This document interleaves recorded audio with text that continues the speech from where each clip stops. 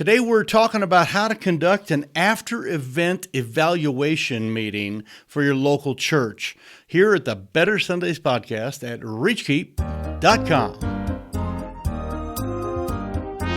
Welcome to the Better Sundays podcast, focused, practical, and usable advice for church leaders looking to reach new young families and impact their community. Well, howdy. Good to have you here. This is Mike Holmes, and we are talking about a very important topic that needs to be covered, and that is how to evaluate the events that your local church runs and how to conduct a meeting. We've done several things now for church leadership on how to conduct board meetings and staff meetings and all sorts of things. In fact, we've had a lot of people download our worksheets there for our staff meeting tips and tricks, and you can download those at reachkeep.com/worksheets.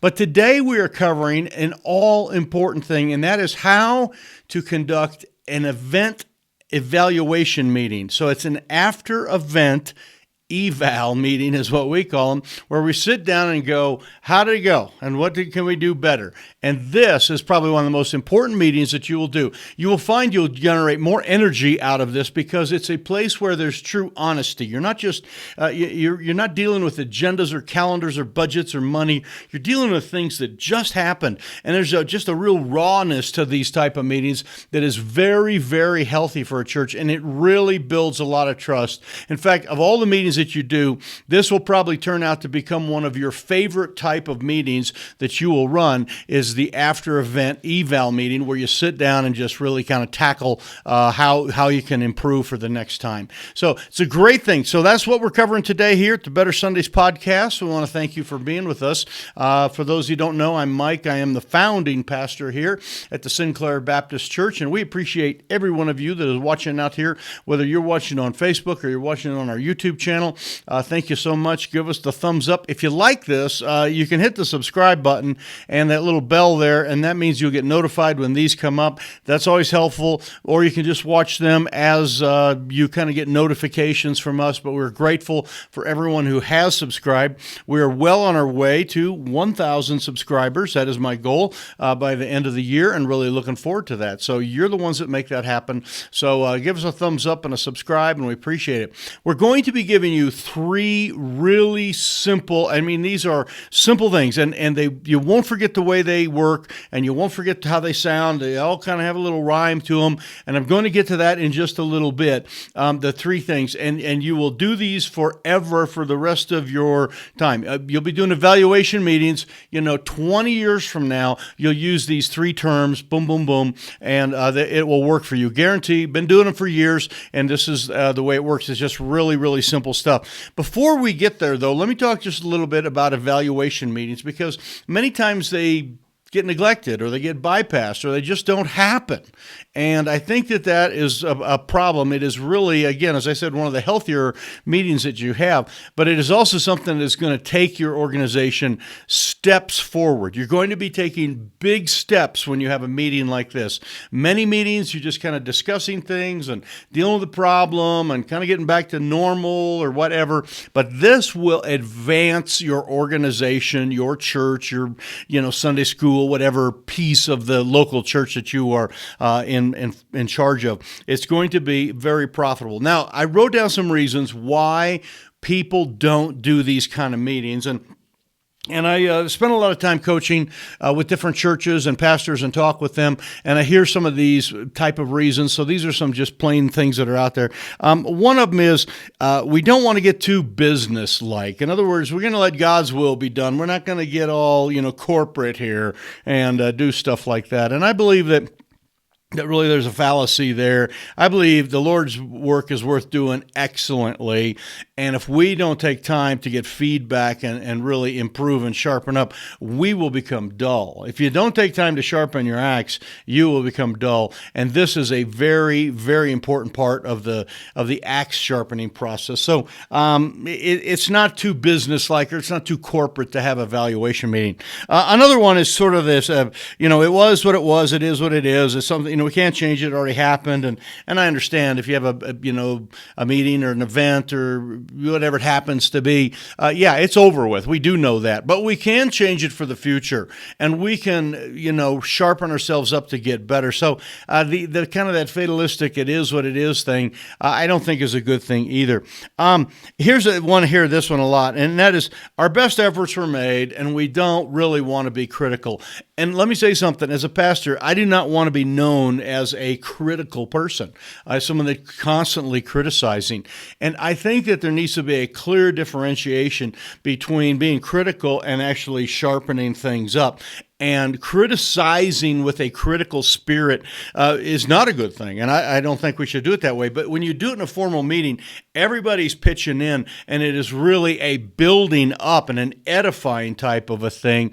And yes, the best efforts were made, and it's not that we want to be critical, but we do want to get better. Another one here, there's a lot, and this is like, well, the word was preached, and the word won't return void, and the seeds were planted, and that it is what it is, sort of that type of thing. And I already somewhat addressed that. Of course, the word was preached, and that's going to be good. But if we fail to, for example, if you fail to tell everybody when your meeting was, say you had an event, a Sunday school event, we'll say, and it was going to be like at 10 o'clock on a Saturday in a park, and you invited all the Sunday school kids to come, but you failed, to announce that it was at 10 o'clock, and everybody showed up at, say, 11 o'clock, or they didn't know when to show up, and so they were confused, and then they didn't come, then the word wasn't really preached to as many as could have been there. In other words, we really want to make sure that we do it right so that we do get the word out to as many as possible, and we want to sharpen up and make sure we're doing things right in that regard. So, yes, the word will not return void. I understand that concept, but it is an important thing.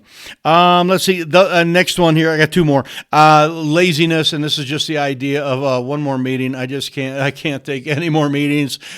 Folks, meetings are going to be, and if you start to do meetings the way that we've been teaching you over the last several weeks, and if you've not followed any of these, you can watch some of our last couple podcasts, Death by Deacon Meeting, Death by Meeting, How to Commit Local Church Suicide. All of those were some very important things that deal with leadership and how to handle some of your meetings. And again, if you get some of those worksheets at reachkeep.com/worksheets, you will be able to have good meetings, and this will become a great meeting, and it will not be the kind of meeting that you'll put off. It'll be the kind of meeting that you really, really look forward to. So don't be lazy and say, I don't need any more meetings. Everyone's so tired. We don't want to do any evaluation. Now, let me say something. After every NFL football game, there's probably a time of rest, and I'm sure they, have some type of, protocol where they rest for X number of hours or come in the next day. But I guarantee you that there's evaluation going on. And for many of those, I'm sure, especially if a team lost on the jet while they're flying back to their little city, wherever they came from, I'm sure some of the best teams are getting together and talking about, hey, how could we make this better? And then, of course, then on Monday morning or Tuesday, however it works in football land, I don't really know, but they are getting together and doing that. So it is worth it. And if they can do it, then we can do it. So let's make sure we do it. And the last one here kind of goes with one I've already said, but it is the idea of fear. And that is the fear of being known as a critical person, or if this happens, the fear of being criticized.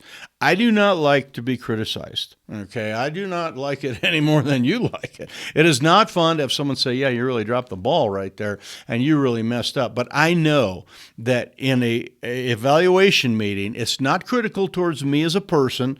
They love me, they care for me, I'm their pastor, we're friends, we're working our way through this. They're just saying, Pastor, you could have, we needed to dismiss on time and you went way too long, and that really messed up everything, kind of went downhill from there. There's times when I've had that happen, and I've had to yes, okay, well, thank you for letting me know that. Or I, failed to announce something. That's probably one of the biggest things. I failed to announce that we're going to do this, or we're going to take a break, or whatever. I've had this where at church where we have the kids and they're all in the sermon, we're going to dismiss them and send them out, for a special kids thing.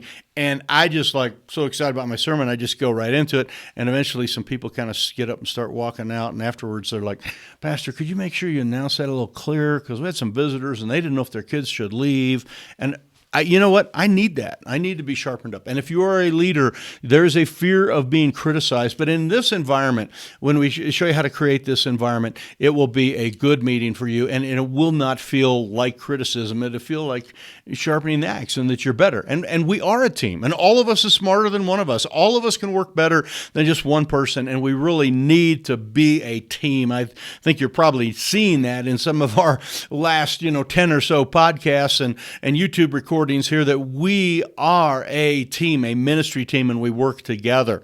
And so just a very important thing. So, all right. So we're going to get to these big three here in just a second. Let me just kind of give you what it looks like. Number one, that meeting will have all the key players will be there. Make sure that you have all your key players and try to let them know ahead of time. There'll be an evaluation meeting afterwards so that's clear and everybody can be there. If someone isn't there, it does make it kind of awkward, because if something went wrong, people don't want to criticize something when a person isn't there to defend themselves or answer the reason, like why something went awry. They're going to kind of hold back on that. So you want to get your key players there. And then also, if you have, what I would call line workers, or people that are not necessarily were in leadership, but they were, helping do different things, crowd control, some of those things, getting some of those people in on a meeting is a good thing.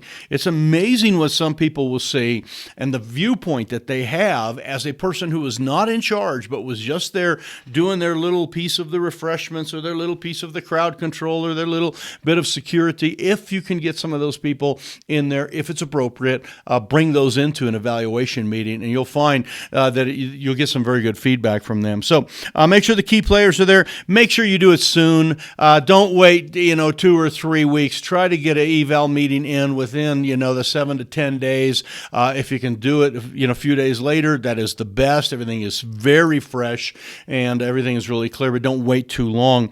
Make sure then that everybody participates and you don't have a quiet person, because it's the quiet people that often have some of the best suggestions. So the way that I handle that meeting, okay, when we get to these big three things, I'll show you. The very first one especially, we just say, hey, we're going to celebrate and talk about some things that went good here. And we're going to start right here, and we're going all the way around the table, and every single person is going to say something that went really good and they really liked, and you can't repeat. So don't just keep saying the same thing all the way around. So start right here, boom, okay. Next. You kind of work your way around, and in a very short order, everybody has participated. You really want to participate in the first part, because when we get to the what went wrong portion of this, it is you really want them to participate there as well and get some of that feedback, because again, people saw things that you didn't know about, and you want to make sure you get all the feedback you possibly can get. Feedback from 15 people is better than feedback from 2. Okay, you will get a lot more. So make sure that you do that. And then one thing that works really well for us is our executive secretary is often in these meetings, and she will file some things. So if there's some suggestions, if it's an annual type event, you're going to do it again. Back to our regular illustration we use, like Christmas program.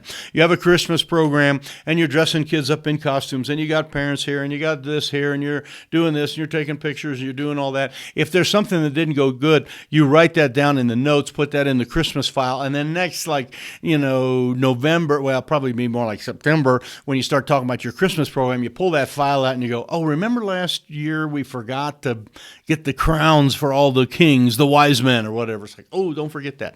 Let's get better crowns this year. But you write the notes in a file and then bring those back out if it's something that is a reoccurring type of deal. So let's get to, there you go. Let's get to the big three. Here we go. This is really easy. We're going to cover in this evaluation meeting three things, okay? 3. What went right? What went wrong? And what was confusing? Okay, let me say that again. This is real simple. What went right? What went wrong? And what was confusing. And we're going to cover, we're not going to say, all right, let's just discuss all 3 of those. We're going to do one of them at a time. So we're going to start out, what went right? Let's celebrate. What was one of your favorite things about the Christmas pageant? The favorite thing about the Easter event that we had? The favorite thing about the revival meetings? The favorite thing about the big missions conference banquet that we just put on? What was one of your favorite things? Let's just praise the Lord. Start right here. And people go, and I say, just give one. And they go, what if I have 2? I said, we'll tell you what, we'll make 2 laps then. Okay, so just one. Okay, very good. Yep, that's good. Yep, we kind of work our way through, not lengthy things, just sentence or two, some praise. Hey, should we make another lap? Yeah, let's go around. Often make double laps, with everybody on what went right, and let's just celebrate. And that is a good thing. And it sets the tone. Then everyone's talking, and it really is, again, the idea of, hey, we're going to praise God. We just worked hard and put on a big event, and we want to thank God for what happened. And so, what went right? The second one is, and by the way, on the what went right thing there. These can be, just some real simple things like, my friend so and so came to the meeting. We didn't have to use the first aid kit. If you run teen stuff, it's like we didn't use a first aid kit. Yes. Okay. Praise the Lord for that. So they can be really simple. They don't have to be complex. And by the way, as the leader, always make sure that you start and kind of pass that on.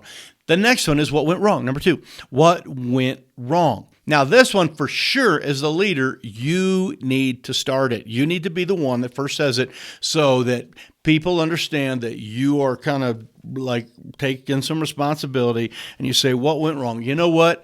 I forgot to turn the microphone on. Okay, till halfway through the sermon, okay? And I spaced it out. I am so sorry for those of you that were doing the recording. It really messed things up because I got that little switch there, and I thought I got it on, but it didn't, and I realized, and so I finally got it turned on. I forgot that, and I'm so sorry. Let's go ahead. What else went wrong? Where's something here? And we just kind of go around. Okay, and you go all the way around as much as you can. And again, just kind of some things and these are not as prevalent as the celebrate. Celebrate, it's like, I got 3 things I want to celebrate. When you get to what went wrong, nobody wants to be known as the critical person. So there's very few people that are going to go, well, I got like 5 things I want to talk about. You're not going to get that. And lots of them you'll cover as you get to the first, you and you and you. Once you go, other people start to lose. Theirs are already taken, that we forgot to do this or forgot to unlock the door or forgot to clean the bathrooms or whatever. So what went wrong? So you go through the things that didn't go well and take some time. And the first one's a praise, a little bit shorter. The what went wrong, a little bit more discussion. But you've let them know that there's another category that you're going to get to. So this meeting only has a certain amount of time. We got to get to all the categories. And so what went wrong? And you go through all the different things. Make sure as the leader you start out, okay? And make sure that it is... it's much more of an analysis type of thing, and it's not like, well, you really screwed up, that type of thing. There's not a blame, and we're not pointing fingers at people. We're just kind of saying, hey, here's some things that could have gone better. This didn't fall into place the way we thought it was going to go, and if you do the we word a lot in the what went wrong, you're going to be better off than like, well, you didn't turn the heat on and you didn't do this and you didn't do that. Avoid the finger pointing thing and just be much more analysis. And oftentimes what really helps soften this is like, well, next time we're going to make sure that we get the microphone turned on sooner, or next time, let's do this. Let's figure out a way. Let's work on this. Let's figure out a way to make this better next time. And you can spend a fair amount of time in the what went wrong. Now, if they're big what went wrongs, you're going to probably say, you know what, we really need to kind of, like, for example, if it were like a marketing or promotion side of thing, there's a lot of complexities to, do we print things and hand it to everybody so everybody knows about the event? Did we announce it on the local radio station? Did we have it, banners, posters? I mean, there's a lot to that. And if you say, we didn't have as many people come, I think what went wrong is that we did not market things or promote it as well as we should have to our general public. If you're doing an event that reaches the public, then you'd say, you know what, let's hold off on that. I think you're right, and let's get to that in a little while. We'll get to that next meeting or at our regular staff meeting on Tuesday or whatever. So you might need to kind of, so that you don't get into the weeds, especially if you got a lot of people. You want to get all the people to say what went wrong and then, so that you get all the categories, right? And be taking notes. I mean, okay, good. We covered that. You know what? I'll talk to so-and-so about that. Okay, got that. Okay, when you get a lot of those done, here's what you need to say. You need to say, okay, yeah, I praise God, it was a great event, and I knew we had some things that went wrong. And you just say, what else can we improve on? What else went wrong?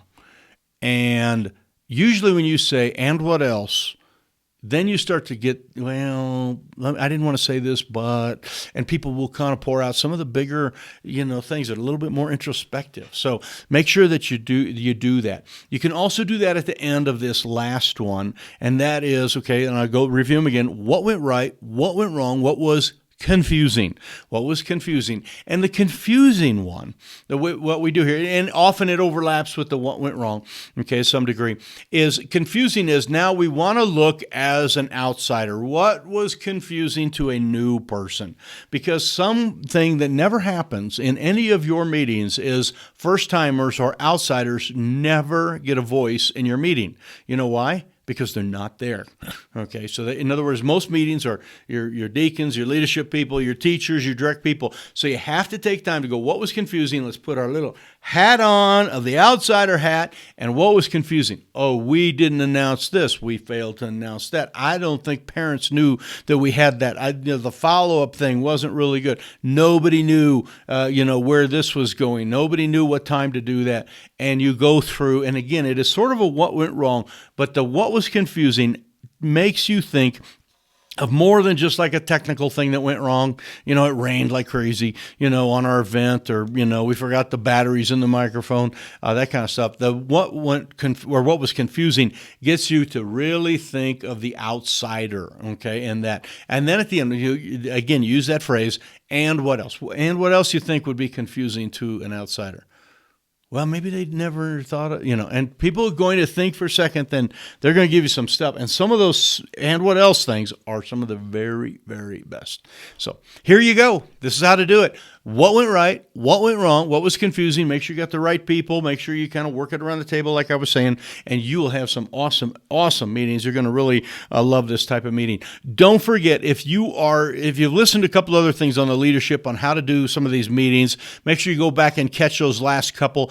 Death by meeting, death by deacon meeting, where we deal more with governance type meetings, and make sure that you try to listen to those and download the worksheets at reachkeep.com/worksheets. And then while you're there, if you're a YouTube subscriber, okay, get your little finger and find that little button there. If you click on your phone, or if you tap it with your mouse or whatever, hit the subscribe button. We appreciate it so much. So anyway, Mike here at the Better Sundays podcast, and enjoying this so much. If you're a subscriber, you can get this on Spotify, Google Podcasts. Now we got that all set up, and of course iTunes on the Apple platforms. And we're just so grateful to have you as our friend. So thanks for being with us, and we will see you next week as we continue our thoughts and works on church leadership, how to be the very best leader you can be. So God bless. We'll see you next week.